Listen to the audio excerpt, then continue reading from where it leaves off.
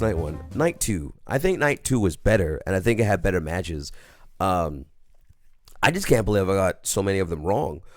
All of them except for 2. There were 6 matches this night like there was last night, and I only got 2 of them right. The first match was the triple threat, Naomi, Io Sky, Rhea Ripley. Another Fire Women's match, which we all said it was going to be. And a relatively easy call. Yeah. Naomi in these past couple of matches that she's had, both with Jade Cargill, she had another high profile match that is escaping me at the moment.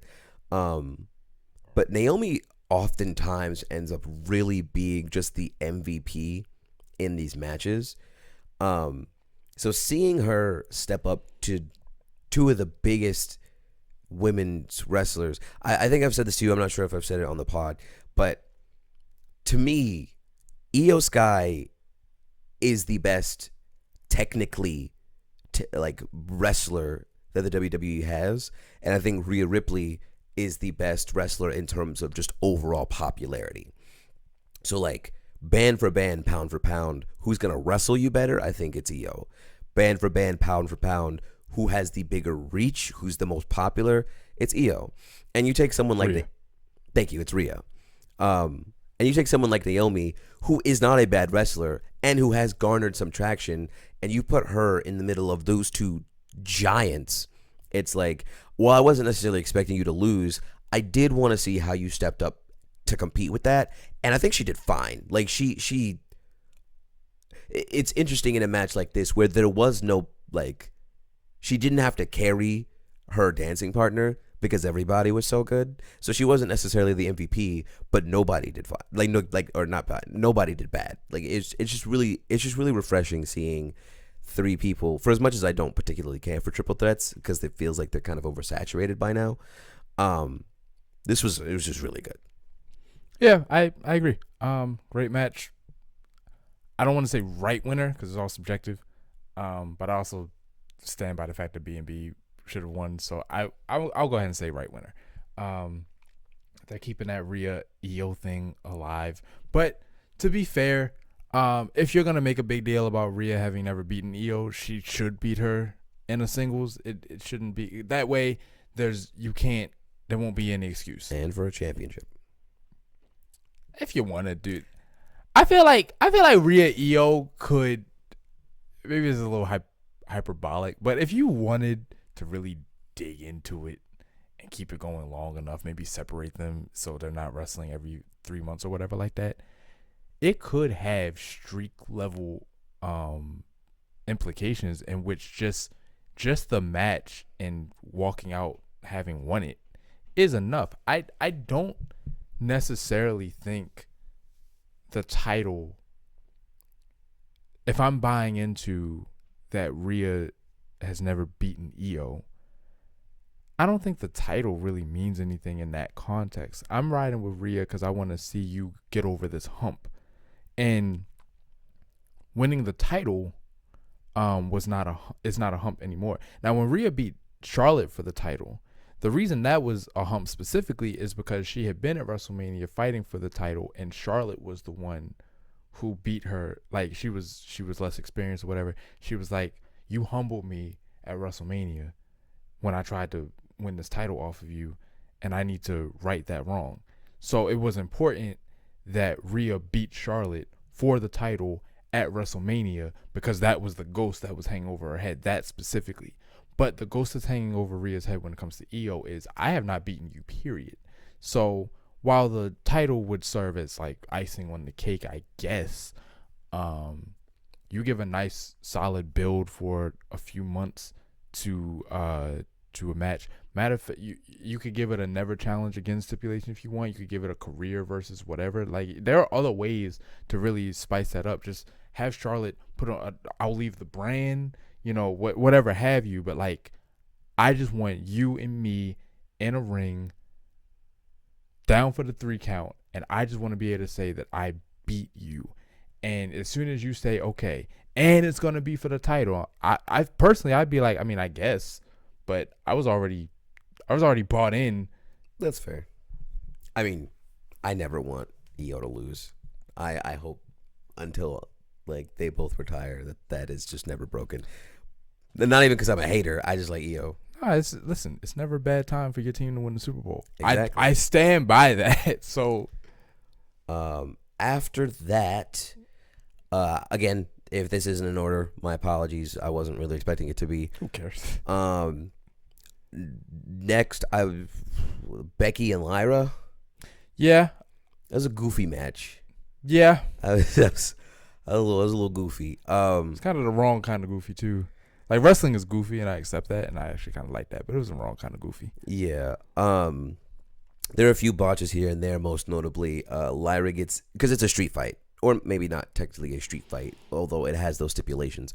It's no holds barred. And Lyra gets zip tied by Becky Lynch, so her hands are like this for the match. And then they do a move where her hands slip out, which is very noticeable. They even comment on it. Wade Barrett's like, "Oh, look at that! I guess that move kind of got her out of the zip ties." And as he's saying that, she wiggles her hands back in, and Michael Cole was like, "No, babe, what are you talking about, Wade? That didn't happen." And it's like, no, I saw that happen. You can't gaslight me. I can rewind. Well, I can't rewind now because it's live, but I will rewind. God. And that's one of those, like, please don't insult my intelligence as a watcher of your product. Realize that I'm smart enough to realize what happened, and then just go with it. Like, that's the whole point of live entertainment. Just go with it. Yeah, let me tell you a funny story real quick, and I hope I don't want to sigh for too long, but when I was in the 4th grade, I had a teacher who, and wouldn't fate be just amazing if this video made it to him. But I had a teacher in 4th grade who would make educational raps based off of popular songs. And he did a MSA rap, which is a specific test that we take in this county. And I'm only explaining that because I know you didn't grow up here. But the MSA is a specific test that we take here. And he made a rap for that song that was to the beat of Drop It Like It's Hot. And we performed that for the school. Then we had what's known as the STEM fair. I don't know if you had that, but it's just a science fair. And he made a rap for that to the beat of Lean Back. I'm not entirely sure how it happened, but our school got invited, or at least our class got invited to some kind of like science expose type deal. I guess because they like the rap. And our teacher, Mr. McKinley Broom, because he actually deserves for his name to be known, he deserves the credit. He was getting some traction because people liked his education style and he was creative and everything like that. So we get invited to this thing, and we're supposed to do the song live. We're supposed to do the STEM fair rap song, which is to the tune of Lean Back. The song starts playing, but the track they're playing is Drop It Like It's Hot, which if you're making lyrics to a specific beat or whatever like that, you can't just put another song in there. It's going to throw the whole thing off. Right. And there's a video that has long since been lost, and I hope it never resurfaces. And the reason I hope it never resurfaces is because I hear the song and the people who are running the media right in front of me, and I'm freaking out on stage. I'm like, yo, that's the wrong song. My boy Cabron, who was the lead rapper of the song, he locks in. He just raps to the track. And he just made it work. I don't know how he did it. He don't know how he did it. Mr. Broom doesn't know. I will never forget this. We came back on Monday, and Mr. Broom said, I spent all weekend trying to squeeze these lyrics into that beat, and I couldn't do it. And he wrote it. You know what I mean?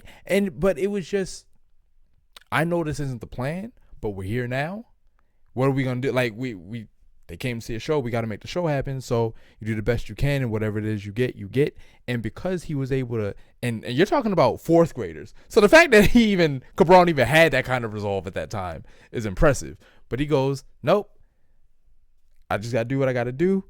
And it happened. And I hope Lyra takes this as a learning experience, that if it's live, it's not all going to go the way it's supposed to go. You got to learn to roll with the punches. And it's easy to say from this position, because I didn't have to do it. But I also think that I just admitted to being the guy that freaked out. So I understand that that's the compulsion. But don't be me, be Cabron. And just...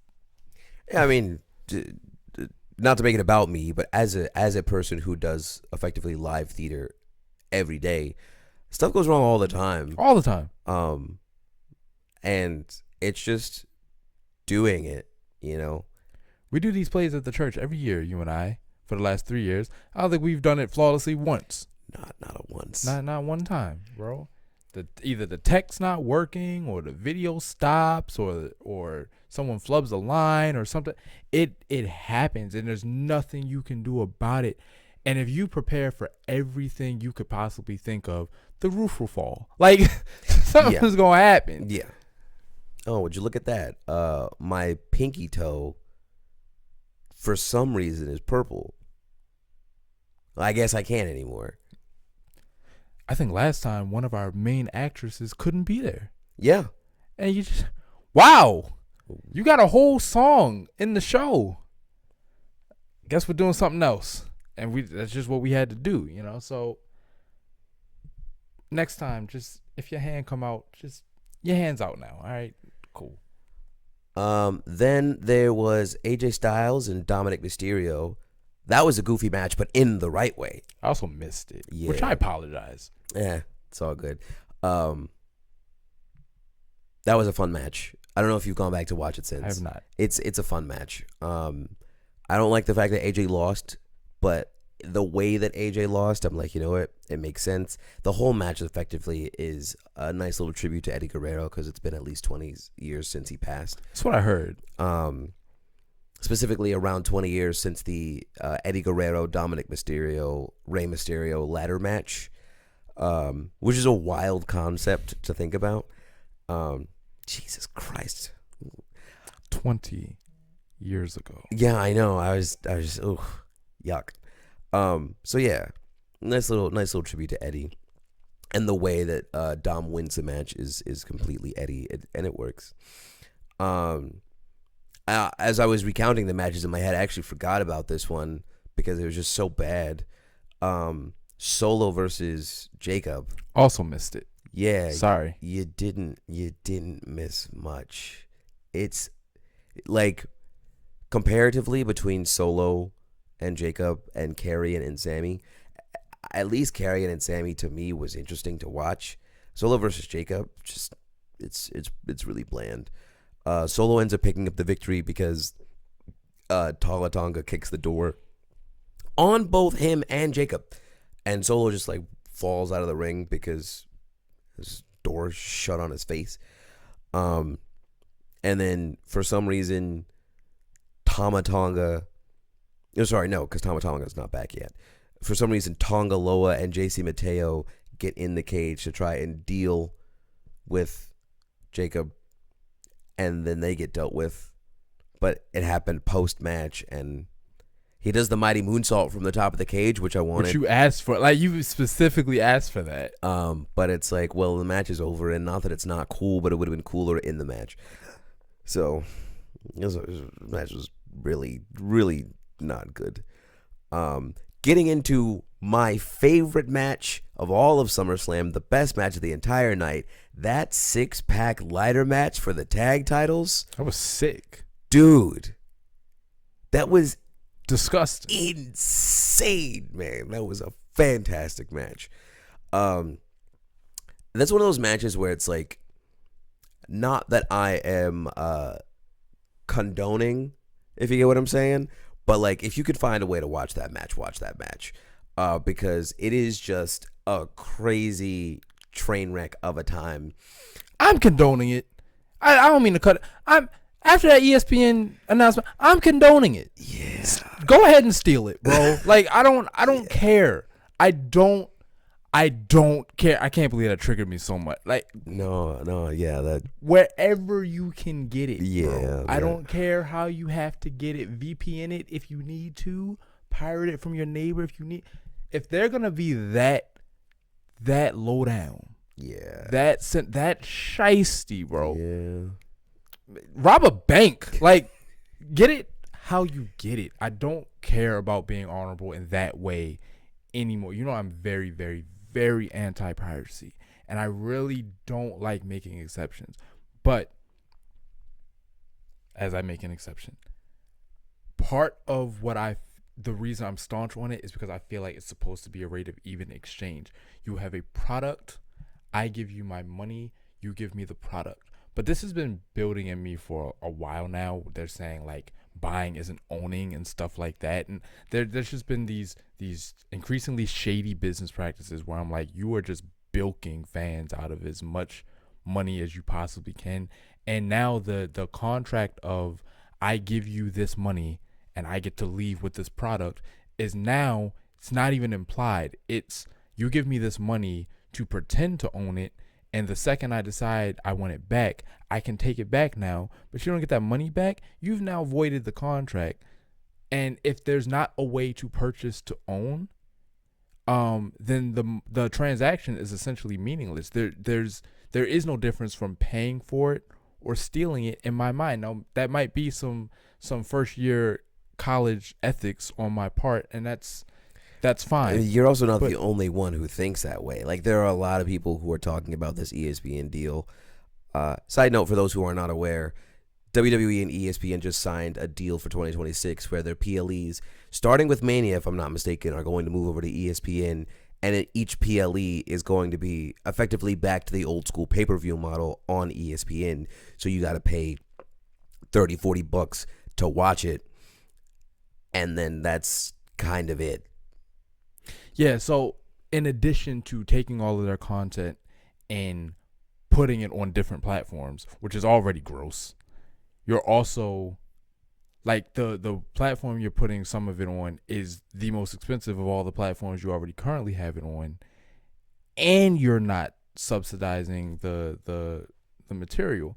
Like, there's no way to there are ways to bundle like the ESPN stuff with certain Disney things, but there's no way to bundle all the apps that all the WWE stuff exists on, because they're different companies.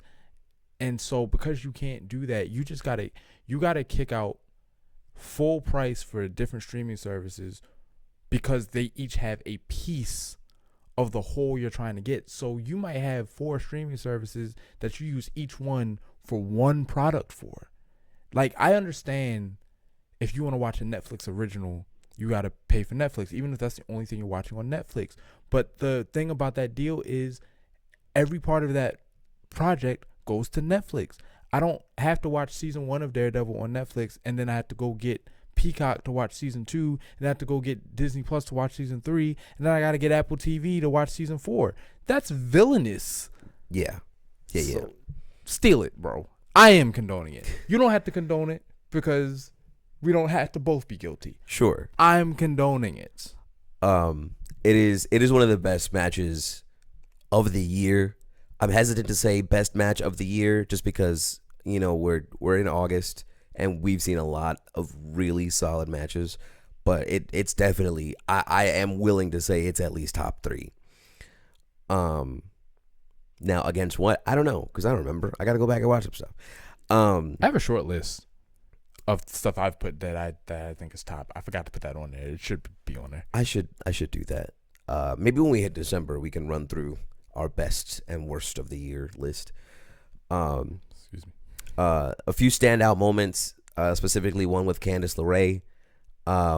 That's one where I know it's weird to say I don't want to spoil something in wrestling, but like that's one where it's like I want you to go in completely just watch that match. You ever watched a snuff film? Okay, if you have, please do not put that in the comments. Yeah, just watch that match, top to bottom.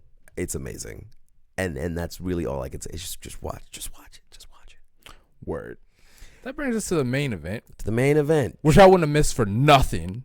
You almost did. Listen, I came out because I heard it. Yeah, I was like, he wasn't even there for the whoa. Yes, Cody Rhodes versus John Cena, as Santino Morana would say, or Jonathan Cena. Jonathan Cena. First and foremost, I will say this, and this is just my personal feelings on it. I am so glad that we were all worried for nothing. There was a lot of talk about this being a street fight So obviously it's gonna be something akin to Bloodline Rules, or it's just gonna be this big fest of a bunch of people coming out, and it's gonna be John Cena and his people and The Rock and maybe Travis Scott, which I knew wasn't gonna happen. Just like a bunch of people coming out, and then Cody and his Avengers like Sami Zayn and uh, uh, Randy Orton and Jey Uso, and it's just gonna be a big overbooked mess. And I was like, I was one of the people who was effectively a dissenter against that idea. I was very staunch on Travis Scott not being there. I was like, I'm almost positive. I was like, if I'm going to give way to anything, it's that The Rock will show up. But I was like, that's most likely not going to happen. You know that man don't come to work.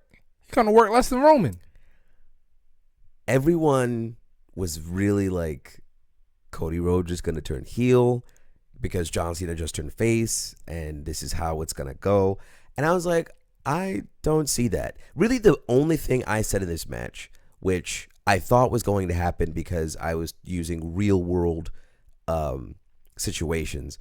I think we talked about this not too long ago, and if we didn't on the pod, Roman Reigns and Cody Rhodes both got cast in Street Fighter as Akuma and Guile, respectively.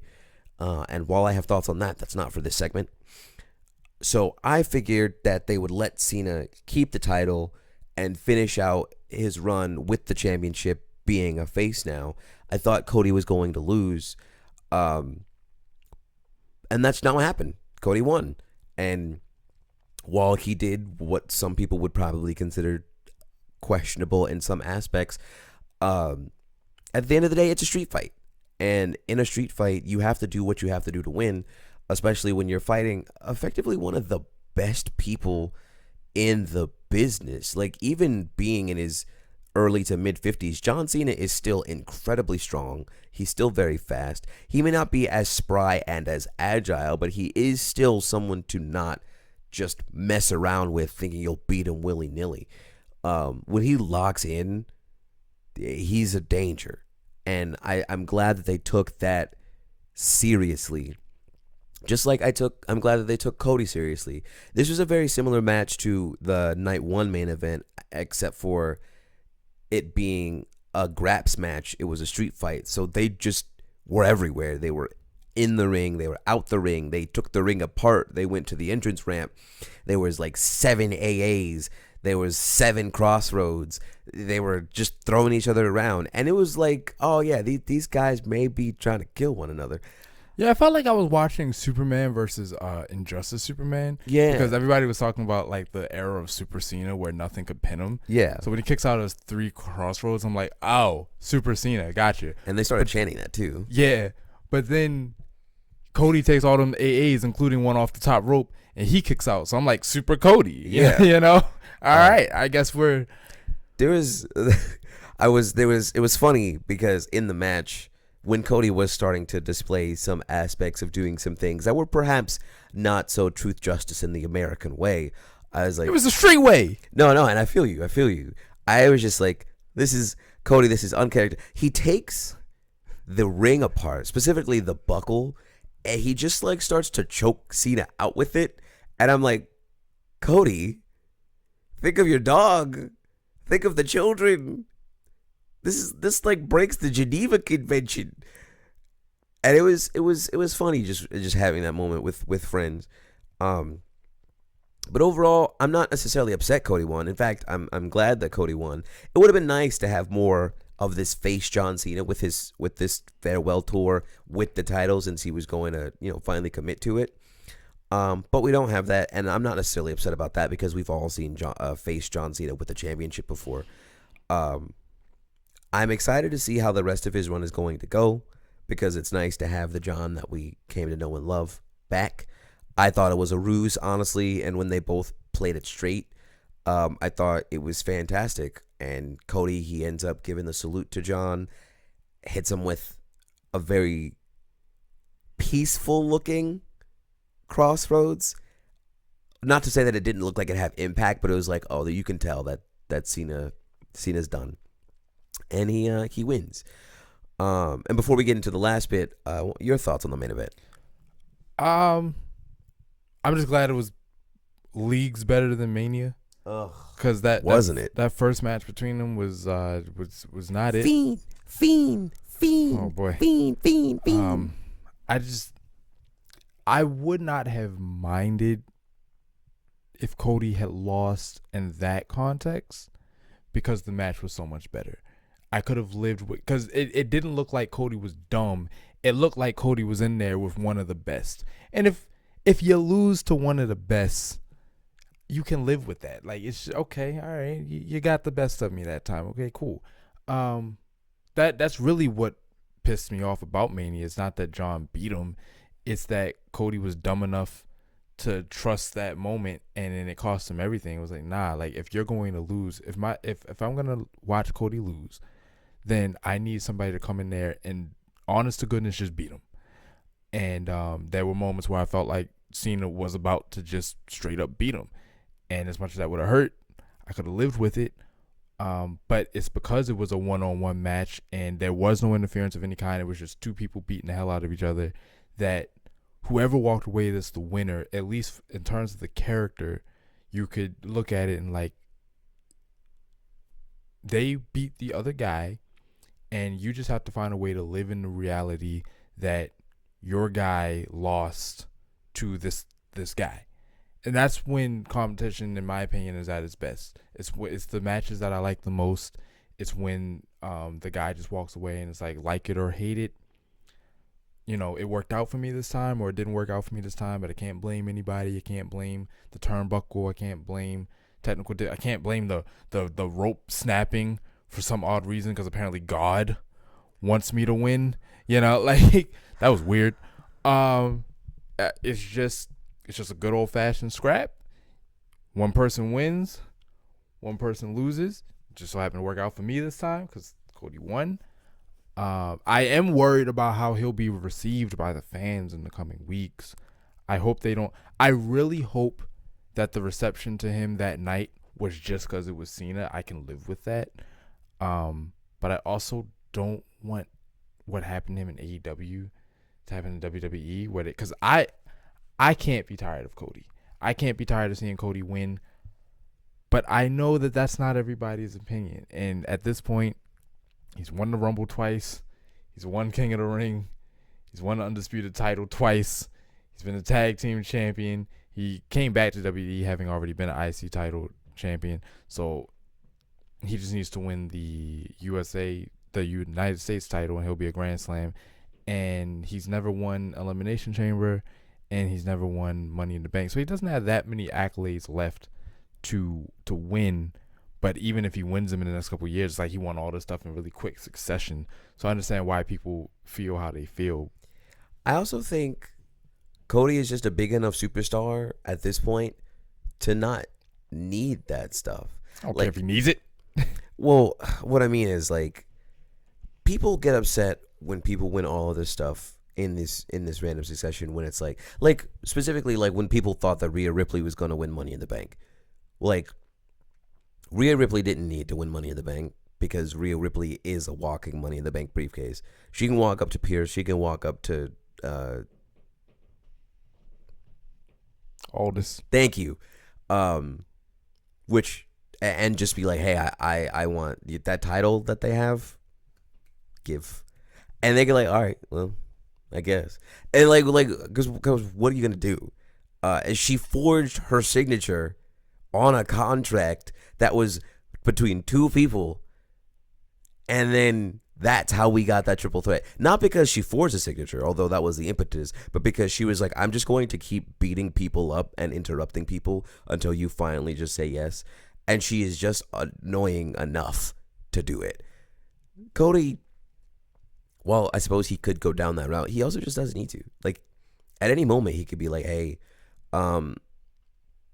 given the time, the effort, my dad, I could just do this. And I don't say that to call him a nepo baby or anything. Like, you know, I like Cody too. I just mean, like, Cody's one of those people. He's not like a Damian Priest where he has to climb the ladder again. He's not like a Aleister Black.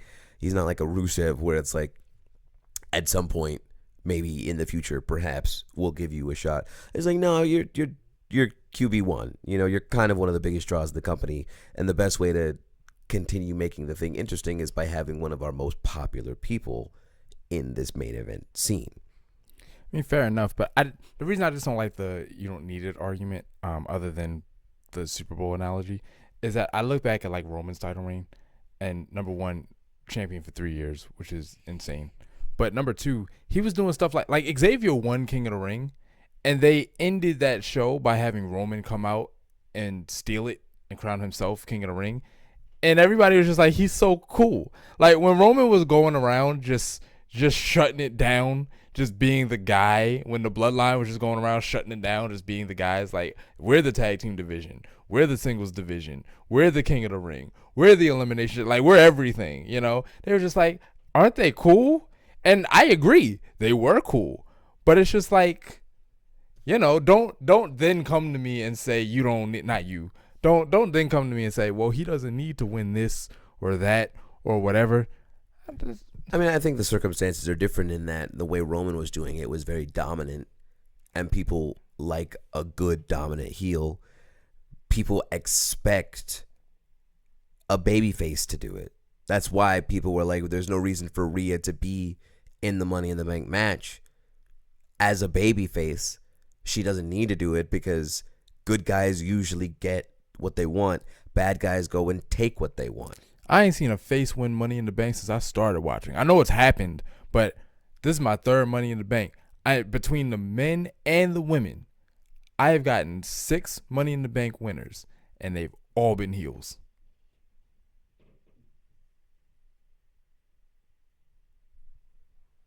Who was the first one? Year 1 was Io and Damien. Was that Io? Yes, it was. Who won it last year? That was Drew and Tiffany. Yeah, how could I forget Tiffany? Oh, okay. Yeah, okay. Yeah. So, you know, and granted, your argument that Roman is a heel, or Roman was the heel, not, he was kind of the heel. I mean, like, I would argue he's kind of still one. But like, he's not, but he still hasn't apologized. So as far as I'm concerned, you're still a heel, kind of. So I get it. They were the villain group, and they followed literally my philosophy. You want me to believe this group is dangerous, then let them go through and, you know, whatever. I just don't like the idea of suggesting that somebody can win too much, because if I'm supposed to believe he's the best or she's the best or whatever, well, the best wins. The Tom Brady Patriot era, they kept winning Super Bowls. You know what I mean? Because they were one of the best. If you're one of the best, we're going to consistently see you at the top, because this is competition. The best wins.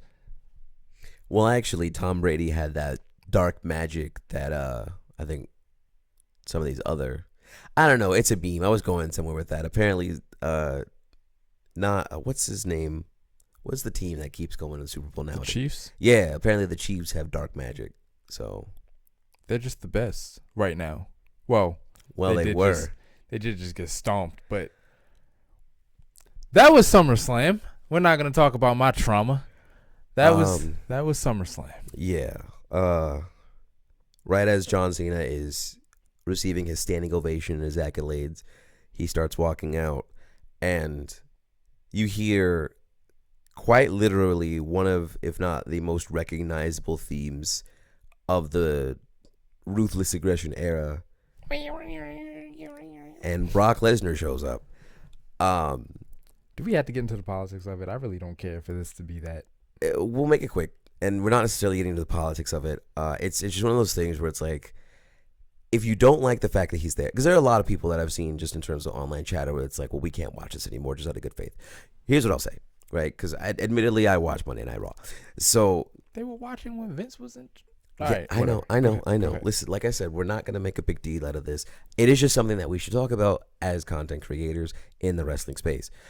Brock Lesnar coming back is a pretty big deal because of insert things that you could do your own research on, just so that this video doesn't get flagged. But he got into some pretty big trouble. It was alleged, Not we are not saying that it did or did not happen. We're just saying that it was alleged, and allegedly, according to Triple H, he was brought back at the request of John Cena, so John Cena could continue kind of going through his greatest hits of his career during his farewell tour. Some people don't believe that. Some people do.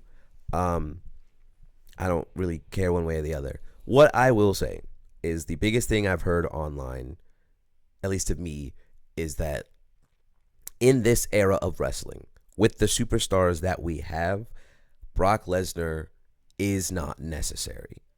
We have Rhea Ripley. We have Bianca Belair. We still have Randy Orton. We have Cody Rhodes. We have Seth Rollins. We have Roman Reigns. We have Jey Uso. We have LA Knight.